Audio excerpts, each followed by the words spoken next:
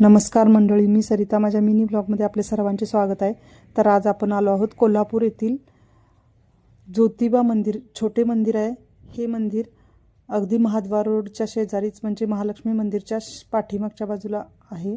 खूप छान असे सुंदर मंदिर आहे आणि मूर्तीसुद्धा सुबक आहे. तर जातानाच आपल्याला एक नंदी आणि पिंड लागते. खूप सुंदर पिंड आहे आणि नंदीसुद्धा. तेथून पुढे गेल्यावर चोपडाई देवी, यमाई देवी असे 3 देव आहेत. चोपडाई, यमाई देवी आणि काळभैरव असे देव आहेत.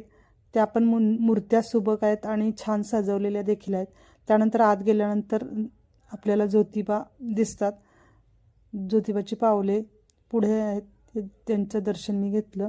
त्यानंतर नारळ ओटी वगैरे सर्व ठेवल्यानंतर नमस्कार केला. खूप छान वाटले, प्रसन्न वाटले गेल्यानंतर.